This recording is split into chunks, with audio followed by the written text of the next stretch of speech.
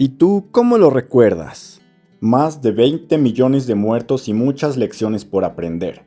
La pandemia de COVID-19 es uno de los pocos hechos históricos que afectó de forma directa a prácticamente todos los ciudadanos del mundo. Hace 5 años, la Organización Mundial de la Salud, OMS, era notificada sobre varios casos de una neumonía de origen desconocido en la ciudad china de Wuhan. Era el comienzo de la más tarde conocida como COVID-19, la peor pandemia del último siglo.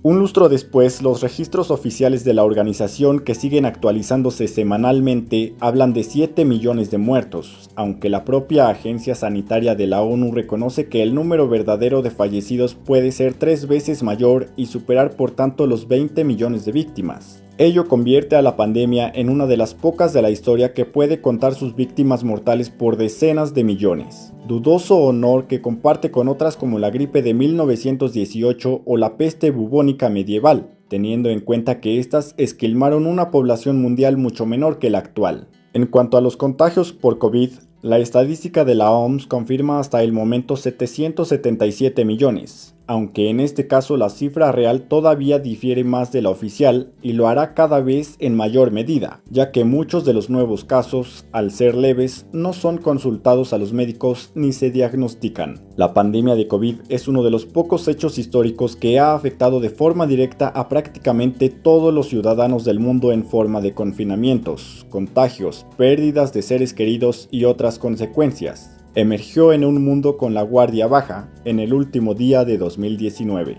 En esa misma jornada, la Comisión Municipal de Salud de Wuhan, una ciudad china de más de 10 millones de habitantes a orillas del Yangtze, reportaba a la OMS la detección de 27 casos de neumonía, 7 de ellos graves, ligados a un mercado de alimentación local, el de Huanan. Los pacientes habían sido hospitalizados a lo largo de todo ese mes de diciembre, pero ese fue el primer mensaje público, al que la OMS reaccionó el 5 de enero con su primer comunicado en el que alertaba de una neumonía de origen desconocido en China que hasta febrero de 2020 no sería rebautizada como COVID-19. El coronavirus pronto se reveló como transmisible entre humanos, uno de los pasos evolutivos claves para que se convierta en epidemia. El tan temido virus de la gripe aviar, por ejemplo, aún no lo ha dado, lo que forzó a la OMS a declarar la emergencia internacional el 30 de enero de 2020 y a considerarlo una pandemia el 11 de marzo. Ese 2020 estuvo marcado por los confinamientos en numerosos países y la limitación de los transportes, sobre todo aéreos, para contener un virus que causaba aún un alto porcentaje de casos graves, con hospitalizaciones e internamientos en unidades de cuidados intensivos. A la vez, los científicos iniciaban una carrera contra el virus en la que desarrollaron en un tiempo récord menos de un año las primeras vacunas basadas en nuevas tecnologías biomédicas como el ARN mensajero, mientras el patógeno mutaba para ser cada vez más contagioso, aunque ello también hizo que redujera su letalidad. 5 años después, esos confinamientos comienzan a ser un recuerdo junto a las masivas campañas de vacunación, actualmente limitadas a personas mayores y otros grupos de riesgo, aunque para la OMS y los expertos sanitarios en general el COVID-19 sigue muy presente.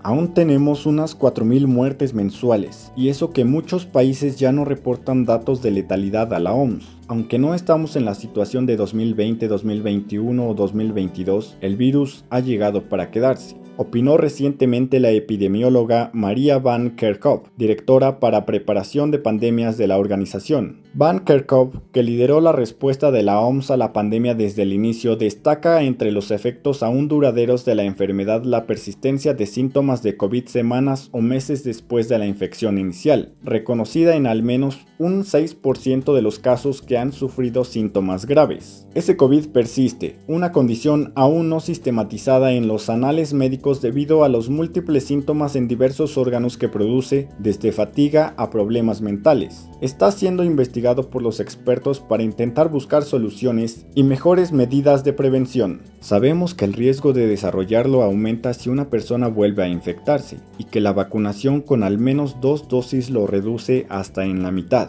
destacó la experta. A nivel institucional, la OMS lleva más de 2 años embarcada en negociaciones con sus 194 países miembros para lograr un tratado de preparación contra futuras pandemias que sirva para no repetir los errores de respuesta ante el COVID, especialmente en lo que respecta a distribución de herramientas para combatir estos patógenos, desde simples mascarillas a vacunas, medicinas o test. La OMS busca un instrumento poderoso con carácter inclusivo vinculante. Pocos tratados sanitarios internacionales lo han logrado, con excepciones como el control macro para el control del tabaco. Ese carácter vinculante y aspectos tales como una hipotética relajación de las patentes sobre fármacos en caso de pandemias son algunas de las razones por las que la consecución del acuerdo se encuentra con resistencia de algunos países, muchos de ellos nacionales desarrolladas con un fuerte sector farmacéutico.